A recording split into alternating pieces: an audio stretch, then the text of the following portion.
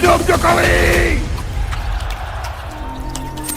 Kasus pencemaran nama baik yang menyerang Bapak Jokowi ini sebenarnya sudah direncanakan oleh mantan-mantan jenderal yang notabene dulu adalah pendukung Bapak Prabowo Subianto. Nah, mantan-mantan jenderal ini tidak suka ketika Bapak Jokowi merangkul Bapak Prabowo, sehingga saat ini Bapak Prabowo menjadi presiden atas rekomendasi Bapak Joko Widodo. Mantan-mantan jenderal ini sakit hati, bukan kepada Bapak Prabowo-nya. Tentunya mereka memanfaatkan kepemimpinan Bapak Prabowo saat ini untuk mendukung mereka dalam hal mendiskreditkan Bapak Jokowi.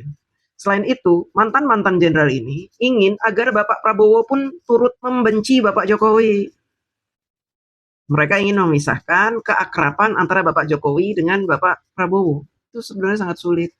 Karena Bapak Prabowo ini orang yang sangat menghargai jasa-jasa temannya. Tetapi, para mantan jenderal ini punya pengalaman ketika mereka sukses memfitnah. Nah, makanya ketika Bapak Prabowo dengan Bapak Jokowi bersaing di dalam kontestasi pemilu, mereka sukses membuat Bapak Prabowo membenci Pak Jokowi, tidak menyukai Pak Jokowi. Kenapa Bapak Prabowo pada tahun 2014 sampai tahun 2019 seolah-olah ingin menyerang Pak Jokowi, ingin menjatuhkan Pak Jokowi? Karena hasutan dari mereka-mereka ini. Hasutan seolah-olah Bapak Jokowi mengkhianati Bapak Prabowo. Padahal tidak seperti itu. Dalam kontestasi politik, siapa saja boleh bersaing. Dua orang sahabat boleh bersaing dalam kontestasi politik itu. Tidak ada yang melarang. Bukan berarti sahabat yang satu dengan yang lainnya saling berkhianat dalam kontestasi itu. Bukan itu. Sehingga untuk memperbaiki hubungan yang rusak, dirusak oleh orang-orang seperti mantan-mantan jenderal itu, Pak Jokowi merangkul dan menjelaskan kepada Bapak Prabowo bahwa Bapak Jokowi tidak pernah membenci Bapak Prabowo, tidak pernah menganggap Bapak Prabowo sebagai saingannya. Pak Jokowi hanya ingin memperbaiki negara ini yang sudah hancur, dihancurkan oleh para koruptor-koruptor dan maling-maling, serta negara asing yang sudah menguasai sebagian besar hasil tambang di negara kita. Akhirnya Bapak Prabowo menyadari kekeliruannya dan bersedia menjadi orang yang mendukung Bapak Jokowi di periode kedua pemerintahan Bapak Jokowi. Dan ini membuat orang-orang seperti mantan-mantan jenderal ini kalang kabut. Wah, saya sudah kehilangan nih. Kehilangan orang yang bisa mendukung mereka dalam menguasai Indonesia. Makanya mereka berusaha memfitnah Pak Jokowi dengan ribuan cara. Tetapi gagal. Akhirnya masalah ijazah ini dijadikan poin untuk menjatuhkan Pak Jokowi. Karena poin yang mereka ingin dapatkan adalah seorang presiden 2 periode, ternyata tidak punya ijazah, tidak pernah sekolah, memalsukan ijazah, sekongkol dengan aparat-aparat, dengan oligarki-oligarki, dalam rangka membohongi rakyat. Itu yang ingin mereka targetkan. Karena lembaga UGM sudah mengatakan asli, kepolisian sudah mengatakan asli, sehingga upaya terakhir mereka adalah mengatakan bahwa UGM dan aparat kepolisian bekerja sama menutup-nutupi ini. Jangan sampai Gibran naik, itu yang kami utamakan. Gibran jangan naik dan dinasti Jokowi harus hancur. Oligarki hitam harus kita hancurkan, Pak. Ini tanggal 11 nanti akan menyatakan sikap terhadap keadaan negara saat ini. Itu yang akan kami hancurkan, Pak. Kami akan serang, Pak. Akan apa, Pak? Kami serang, kami hancurkan. Kami tidak rela Indonesia dipimpin oleh dinastinya Jokowi. Caranya gimana, Pak? Secara konstitusional lah. Usut tentang ijazahnya dia salah satunya. Kami gugat secara konstitusional. Kami tidak rela dia jadi pemimpin kami. Malu-malu kan. Secara tidak sadar, dia ini mengakui bahwa dia ingin menghancurkan Pak Jokowi, ingin menyerang Pak Jokowi. Dia melakukan itu karena diyakinkan oleh si panci dan spiritualitir bahwa ijazah Pak Jokowi palsu. Artinya orang-orang ini udah keblinger, buta, tuli, dungu. Tidak bisa lagi berpikir jernih. Karena segala upaya untuk menjatuhkan Pak Jokowi gagal semuanya. Kegagalan demi kegagalan membuat mereka menjadi ngawur.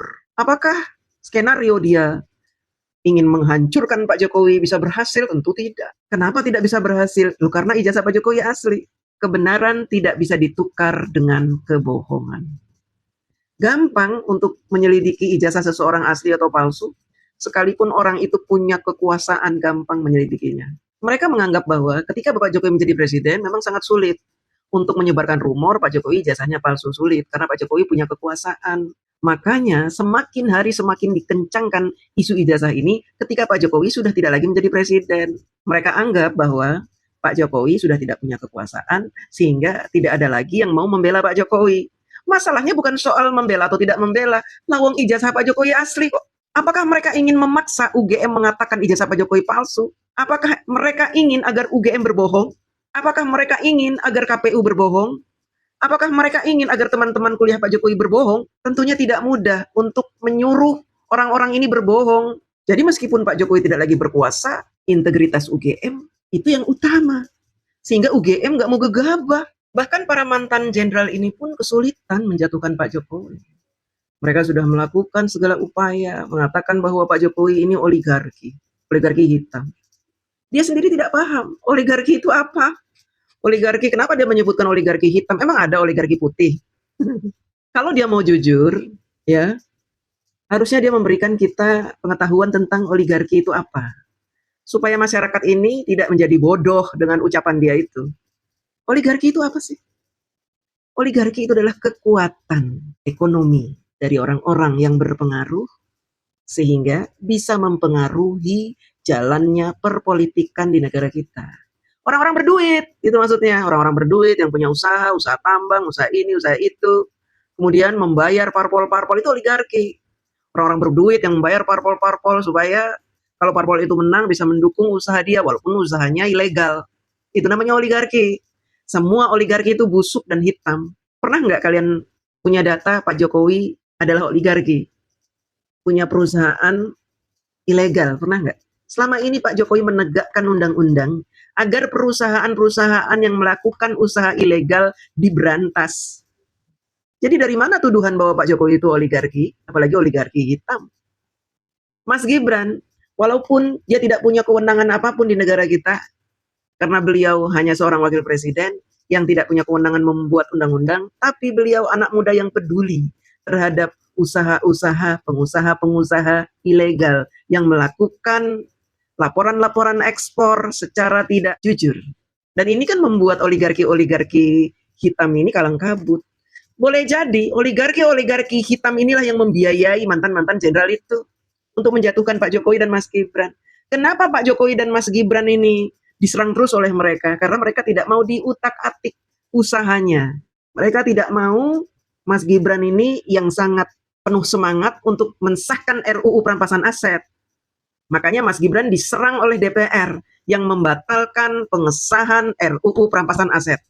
Saat ini kita nih menunggu momen Bapak Prabowo menunaikan janji-janjinya untuk melawan perampok-perampok negeri dengan membuat perpu agar RUU perampasan aset koruptor bisa disahkan. Tapi apakah Bapak Prabowo berani? Karena Bapak Prabowo merupakan salah satu oligarki yang ada di negara kita. Perusahaan-perusahaan Pak Prabowo itu banyak. Jadi Pak Prabowo bisa dikategorikan sebagai oligarki. Nah kalau Pak Jokowi punya perusahaan apa sih? Hah?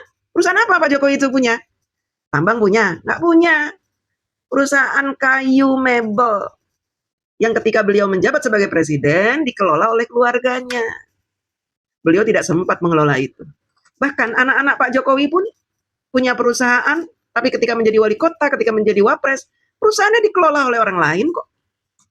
Karena beliau tidak mau pekerjaannya menjadi tidak fokus gara-gara perusahaan-perusahaan itu. Dan perusahaan-perusahaan itu perusahaan-perusahaan kecil. Oligarki ini perusahaan raksasa yang menguasai Indonesia, yang bisa menentukan arah politik Indonesia dengan duit yang mereka punya, gitu loh. Jadi jangan membodohi rakyat dengan istilah-istilah oligarki. Seolah-olah Pak Jokowi ini menguasai banyak sektor di negara kita dengan perusahaan-perusahaan hitam yang disebutkan oleh mantan jenderal ini. Bapak mantan jenderal, Anda ini sudah membuat apa sih di negara kita? Apa jasa-jasa Anda untuk negara ini dibandingkan dengan jasa-jasa Pak Jokowi? Tentu jasa-jasa Anda itu tidak bisa dinikmati oleh rakyat. Coba sebutkan jasa-jasa Anda untuk rakyat apa? Yang bermanfaat buat rakyat apa? Ya, jadi Anda itu jangan membodohi kami, rakyat. Sekarang ini sudah zamannya canggih. Kami bisa melihat, mencari data di internet. Kami bisa minta bantuan AI. Ya, jadi Anda jangan bodoh-bodohi kami. Kalau Anda bicara tanpa data, artinya Anda itu membual. Penipu Anda itu ya. Walaupun Anda mantan jenderal, tapi kami ini tidak ragu mengatakan bahwa Anda adalah penyebar fitnah, kebencian, pengadu domba. Anda itu sama seperti Roy Panci dan spirituality, tukang pembuat gaduh.